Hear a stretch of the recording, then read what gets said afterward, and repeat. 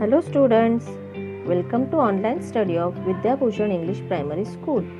Myself Mrs. Sonal Chetan Gawad. Today we are going to learn a new topic from English Grammar Standard 2nd. Our topic name is Sound or Crisis of Animals. So listen carefully student. Language is a means of communication between living things.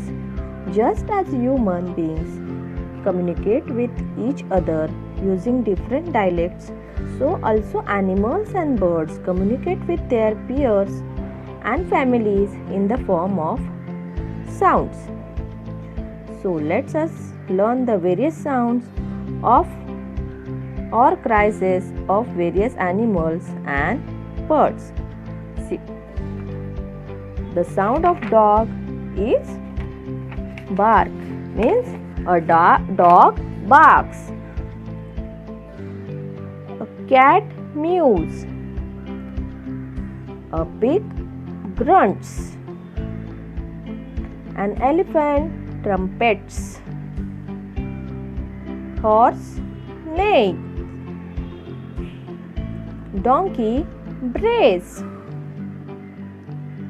Cow moves. Sheep bleats.